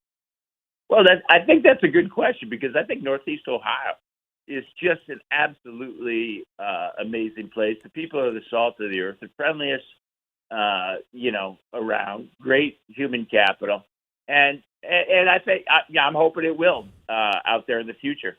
Are you a Gilmore Academy guy, or are you one of the high schools local in Cleveland? I'm Rocky River High School. I'm a fighting pirate. All right, just checking on that. Let's go back to Huawei and 5G. The reason this chip deal with TSMC is so important is it gives us back 5G. Am I right about that? By the way, you're right. And so if you look at Friday, what we announced, I call it the 5G trifecta. And what that is that's the combination of that TSMC investment, the tightening of export controls to restrain Huawei, and then also the 5G clean path. And so together, these three represent a quantum leap in terms of our national security and our economic security. And the foreign direct product rule, what that means is that Huawei, since its addition on the entity list, has persisted in its efforts to circumvent U.S. export controls, and Huawei benefited from a loophole that allowed it to make use of U.S. electronic design software and manufacturing equipment to continue producing its own semiconductors. And that ended on Friday. So the United States is closing the loophole to prevent Huawei from exploiting U.S. technology and threatening our national security. And you know, Huawei cannot be trusted to respect the rule of law. And it's required in the PRC to cooperate with Beijing's security and intelligence services. And so any Chinese company, state-owned or otherwise, or any Chinese citizen has to turn over any information, proprietary technology, intellectual property, or data upon request to the government of China or to the Communist Party or to the PLA upon request. Otherwise, they got to suffer the consequences. So key question. You're a very sophisticated, successful Silicon Valley guy. Were you aware when you got into the government of the scale and nature of the CCP's actions towards the United States? In other words, were you fully read into how in attack mode the CCP is on free enterprise? Wow, that is a great question. So here's what I knew coming into the government. Number one, with my Ohio roots, my dad had a 5-person machine shop in Cleveland, you know, during the good times. The tough times, it was just me and him. I could lay a welding bead at age 12. And so I saw China's weapons of mass production just absolutely just gut our economic engine, and those are the small and medium-sized manufacturers.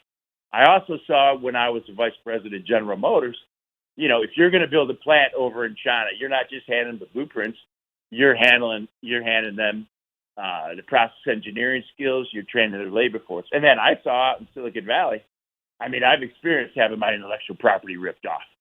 And so, and by the way, the reason why I came to the government, I literally didn't know anybody.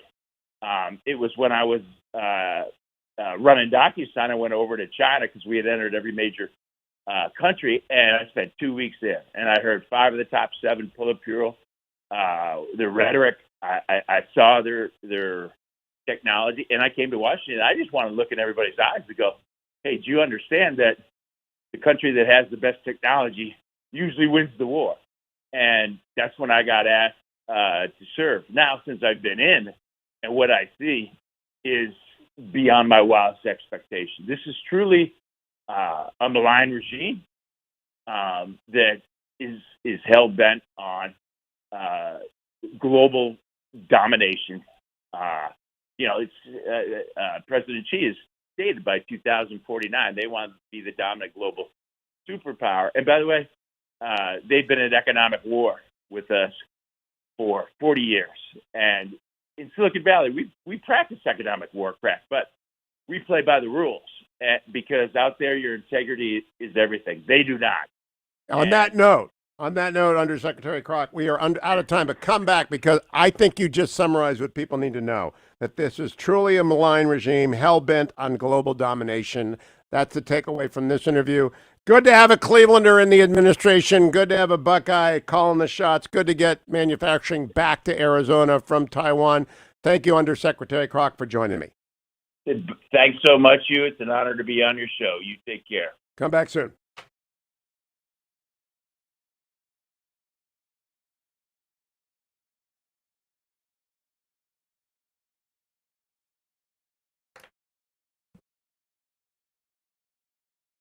Well, we need the Ohio bullshit. That's what makes it interesting.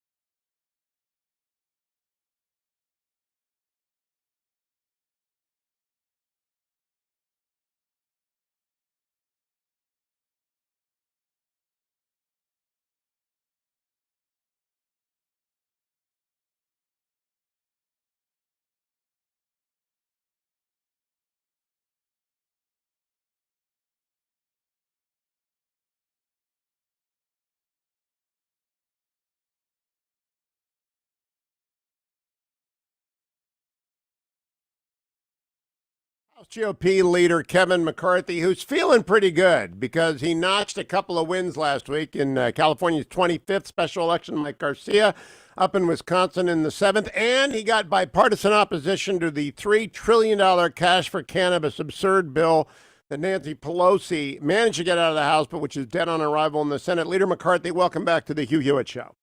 Thanks, you, for having me back, and you're right about these victories, but they're bigger than people can think. To win in California, to take a Democrat seat and make it Republican, that has not happened since 1998, 22 years. And it wasn't even close. And when you look back, this is a seat, it'll be the only seat in Congress that a Republican holds that Hillary Clinton carried by a majority. The Democrats won it by 9 points just a little less than 2 years ago, and we just won it back by more than 9 points. I had Mike Garcia on, the new congressman-elect. He may have been sworn in by now. I'm not even sure. No, Tuesday. All right. So I had him on the show twice last week before the vote, and I mean, perfect candidate. Fighter pilot, entrepreneur, defense industry, Latino. I mean, perfect candidate. He's gonna run for Senate, I think, Kevin. You got him for like 2 years or something like that. And tell us about Wisconsin 7. I mean, that's shocking to win in California 25th. But Democrats thought they were going to win Wisconsin 7 because of the weird Supreme Court vote weeks ago. Yeah, the Democrats are misreading all this. They're misreading the American public because it's how they're dealing. They think this crisis of this virus is an opportunity to restructure government. And I think everybody else is looking at it for something much different, trying to defeat this virus and get this economy moving and back open. Wisconsin 7, we got Tom Tiffany, a state senator, but also a small business owner. And that's really, people are raising this question, who is best to rebuild this economy? And when we talked about Mike Garcia, he's a first-generation American. His family came from Mexico. He strived and worked hard in America, and he got an appointment to the Naval Academy. He excelled there and became a fighter pilot. I mean, if you ever want to have a definition of America, just look at Mike Garcia's life. And that's why he's a Republican. Yep. Now tell us a little bit. The blue bubble is a hell of a drug, leader. And when Democrats take that drug, they think the country agrees with them. I went on Al Sharpton's show because I never miss a chance to go and preach. And I went in with one intention, to let the MSNBC audience know that you had won 2 big wins. I never got the chance. It's a blue bubble. They don't know that you're actually winning out there. If you get out of the urban metropolises, which are the heart and soul of the blue bubble, New York, Manhattan, Silicon Valley, LA, they don't have any idea what the country thinks of the cash for cannabis bill. No, and that's exactly right. That bill of $3 trillion never went through any committee. But what's worse about it is it mentions cannabis more than it ever mentions a job. And the foundation of that bill are all things that the Democrats had passed about a year ago. Changing election law, federalizing it. That's what they wanted to do. Prioritizing prisoners. What they're doing about illegal immigrants and others. That's all bills that they had already passed, and they viewed this. And this is what's sickening what the Democrats are doing. They think this is an opportunity to enforce their socialism. That's what that bill is about. In 1983, there was an election in England, and the Labour Party put out its manifesto. It was a 39-page booklet. It was called The Longest Suicide Note in History. I think this bill last week is the longest political suicide note in history. I think it's past the 1983 Labour Party manifesto because it's just nuts, Leader McCarthy. The other thing, you want to look at modern history in the UK now. That victory that they just had was bigger than Margaret Thatcher. What Boris was able to do, and you know what he focused on? He focused on districts that Labor had but voted for Brexit, voted for freedom. We just won in California. Haven't done that since 1998. But we have 42 other districts that Democrats sit in that are better than that one. It now only takes 17 seats to win the majority. When Pelosi was sworn in as Speaker, it was 19. They have lost 2 in that time period, a Democrat switching over. So what we're finding is, yes, they are living in a blue bubble, but they're viewing it as an opportunity to try to make that blue bubble across the nation, and that is what people are fighting back on. Listen to what Nancy Pelosi said when we wanted to bring forth a committee on China. I worked for more than a year to have a bipartisan No politics about it. To have the same number of Republicans and Democrats on a committee focused upon what China is doing around the world. We need one strategy from America to be able to compete against this, to understand it. She said yes, but in February she backed away. Now she calls, when I put together a task force on it, that it's a diversion. It's a diversion to look at China, who brought us this virus, who lied to the world, who allowed planes to go internationally for Wuhan but stopped it from domestically going anyplace else in China, who hoarded that personal protection, the masks, the gowns, and others from the rest of the world when they knew and lied, who influenced the World Health Organization, who some would call it the Wuhan Health Organization. And then you look at what they're utilizing this crisis to try to get Huawei into other countries as well. This is not a diversion. This is something we need to stand up to. The recent study said 95% of this would never happen had China not lied to the world. We could have contained it there. Look at the pain it's causing. Just before you came on, Undersecretary of State Krach was on with me, and he said, I'm quoting, "This is truly a malign regime hell-bent on global domination." Now, he's out of Silicon Valley. He's the guy who ran DocuSign, the company that's nearest and dearest. He's a great guy. Great guy, and he's a Buckeye. I hope you know that, Kevin McCarthy. He's from Cleveland. He's a Browns fan, so that should tell you something about where you can you can align. I mean, correlation is not causation, but there's a lot of causation there. If you're rooting for the Browns, you're a lot of insight into America. He is very explicit about the Huawei connection. I don't think the American people know, and it certainly is true that the Democrats don't get, that the CCP is hell-bent on destroying our leadership of the world. They're utilizing this time period. I know for a personal fact, I had CEOs tell me, when we were out trying to purchase PPE here in California, that they had lost a purchase because Macron called Xi asking for PPE. And you know what Xi asked back to him? You got to allow Huawei in, and we'll send you some.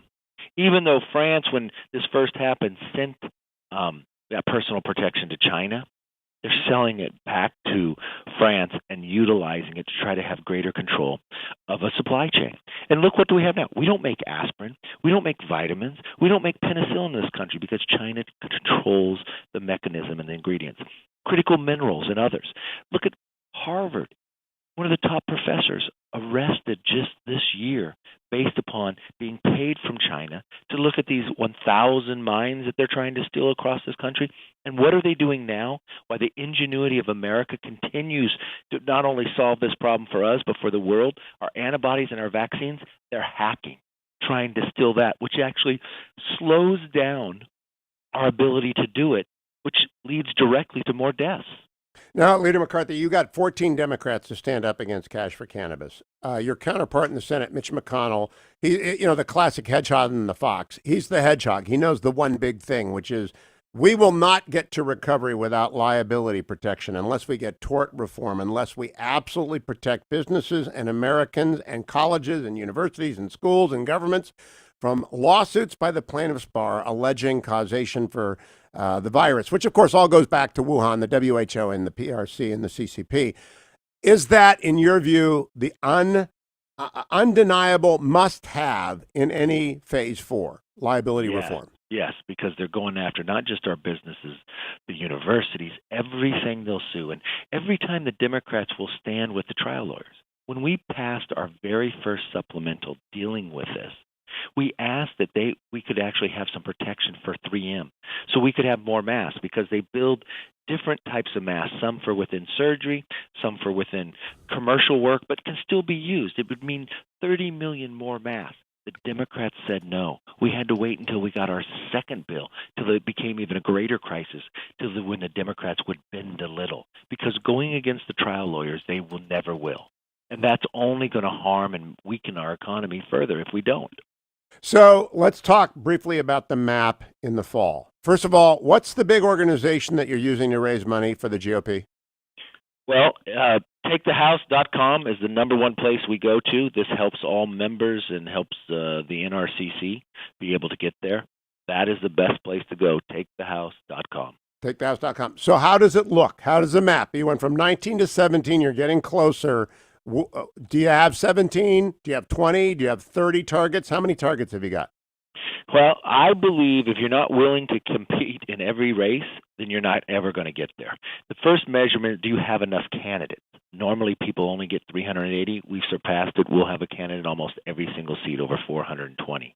If we're competing and winning in California, we can win anywhere. We have more. The record for Republican women running was 143. We're at 260.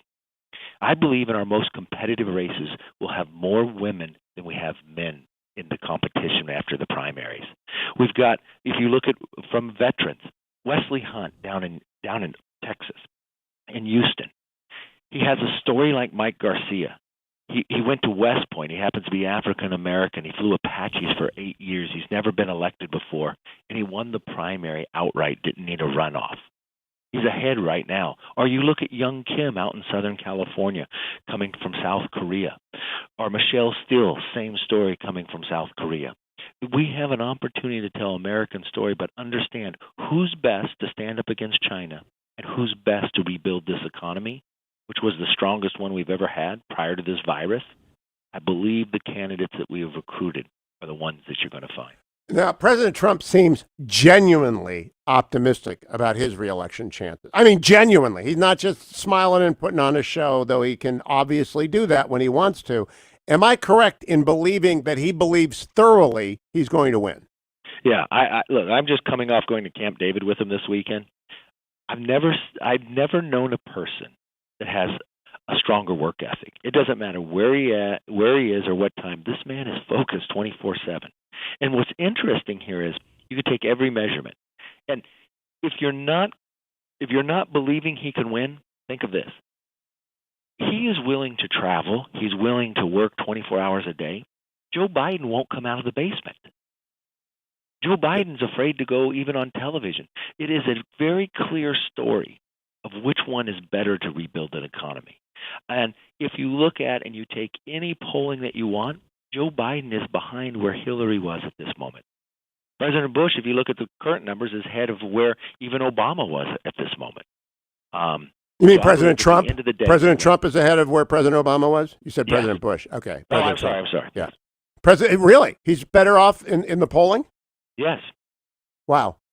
Well, look, I think it's going to be a wild ride. It all depends on whether the economy comes back. It will not come back under that cash for cannabis bill. It just won't. It'll kill the economy. That is the longest political suicide note in history. Are you going to run on her bill, Kevin McCarthy? Her bill is going nowhere. Even the Democrats are against it. This is, not only will we run on it, we'll take every Democrat that voted for it and make them defend it. But the one part that your audience needs to understand, too, it wasn't just about passing that bill that never went through a committee, which was the biggest bill ever to go to the floor. It was changing the rules of the floor that empower the Democrats even further. You know, our founders would be ashamed we're not assembling. You can go just a few blocks away and go to a Starbucks and get a coffee, a tea, whatever you want. You can go 100 yards and go over to the Senate, and they're working. It's the House that is not, and we're essential. She holds us back to give herself more power. Now she changed the rules of the floor, where she brought in proxy voting, where one member can hold 10 proxies, 10 votes. So it only takes 20 members to control the entire floor. So it's not about opening up a campus. It's about bringing the voice of the American public back. We all loan our voice to our members of Congress, but no longer. Now 20 people control it all. Continued good success, Kevin McCarthy, as you had in California 25 and Wisconsin 7. We'll talk to you again soon. Don't go anywhere, America. It's the Hugh Hewitt Show.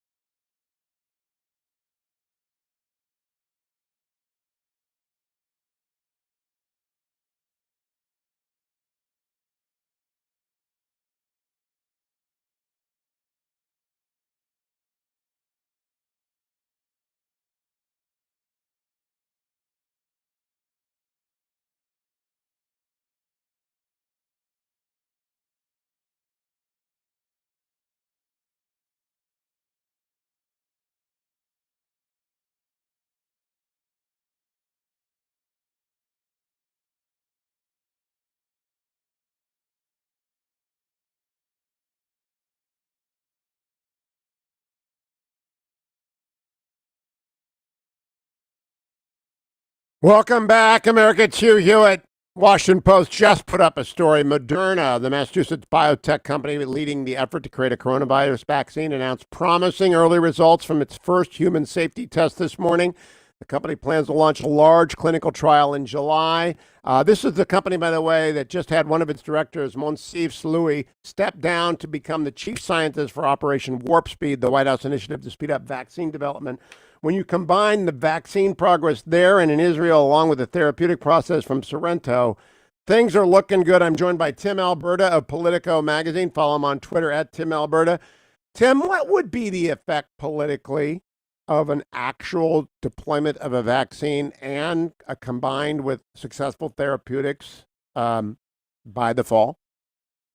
Oh, well, look, let me caveat my response to that, Hugh, by saying that I am woefully underqualified to speak to, the intricacies of the vaccination production process, and obviously would defer to a whole lot of biomedical experts to speak to, some of the finer points of the process. But I think, very broadly speaking and explicitly through a political lens, there is a sense among a lot of people, whether they're Republican or Democrat, that, and whether they're big government people, small government people, or somewhere in between, that the government should be able to respond quicker to this type of thing in the 21st century than it has been doing. And that's, observable in lots of just sort of casual conversations in Facebook threads, and people will say to you, why, and I'm sure you've heard this, why does it need to take 18 to 24 months for a vaccine, right? Well, I mean, we're living in the most technologically advanced age in world history, and we're in the most powerful country in the planet. Why should it take these companies and the government? We have all these resources that we're throwing at this. This is sort of a race to find a vaccine, the likes of which we've never really seen in human history before. Why can't we produce it faster? So I do think that politically, if there was evidence that by the fall there was a successful vaccine that was approved and that it was, that distribution was sort of on the horizon, I do think that there's probably some real benefit politically to the administration for that. And that's, putting the cart sort of, I think, dangerously ahead of, putting the cart dangerously ahead of the horse here. But look, that's the one thing that's on everybody's mind right now, whether you want to reopen tomorrow or whether you want to wait until after a second wave has come and gone. Everybody is sort of looking around thinking, okay, so when is this vaccine coming? And any glimmer of good news, like the one you just shared, is, I think, going to give a bounce to the markets. It's going to give people optimism about reopening schools, getting back to work. So, yeah, I mean, I think it would be significant politically. I was on Al Sharpton's show on Saturday, Tim, and he pressed me. Do you believe the president is right by December? I said, it's possible. It's not likely. It's possible that we get a vaccine. But he didn't ask me the next question is, if you do get a vaccine, what is the political impact? Just like you did with all your caveats, it's over. If there's a vaccine or a therapeutic produced by Operation Warp Speed, Joe Biden can stay in the basement. He will not win. And I got from Kevin McCarthy just now the unmistakable enthusiasm generated by the result in California 25, less important Wisconsin 7. But there is, I think in the blue bubble, a refusal to recognize that the Cash for Cannabis 3,000-page longest suicide note in history politically by Nancy Pelosi was a disaster for Democrats, Tim. Do they figure that out yet? Because the blue bubble is a hell of a drug. I don't think they know what they did to themselves last week. Well, look, I think a couple of things, Hugh. Having covered Congress for a while and watched any number of these things sort of come and go, my sense is that legislative maneuverings are never sort of as big and blockbustery or as completely dreadful and Armageddon end of the world as we tend to think they are. And that even includes, some of this unprecedented spending that we've seen over the last 7 or 8 weeks. I mean, all of this rescuing that makes TARP look like child's play by comparison. I don't know that this bill passed through the House is necessarily this sort of political albatross that some people might think it is, and that's not to say it won't be. I think the average American is so incredibly out of touch with what's happening in Congress on a daily basis and how that sausage is made and what the machinations are of what's in the bill, what's not in the bill, who's writing it, what the process is, who's got buy-in, who's getting leveraged, who's not. I just don't know that it winds up mattering as much as some of these other big sort of fundamentals that are shaping this race, and obviously none bigger than the first one we talked about. Ordinarily, I'd agree with you, Tim, Alberta, and I almost always do agree with you, but when you put your brand onto a cash for cannabis bill in the middle of a pandemic, I think that's different. Thank you, Tim. Let me remind everyone, I'm going out the door to get my 10 miles in. Thanks to ReliefFactor.com. I want to encourage you all, do the same thing. Walk today, whether it's a half mile, 1 mile, or 10. Run if you can, walk if you must, move always. ReliefFactor.com makes you do that. I didn't get a chance to tell you about it this hour in the last segment, but I am telling you now. ReliefFactor.com. Thank you for sponsoring the show. Thank you for using it. And I'll be back tomorrow on the next Hugh Hewitt Show.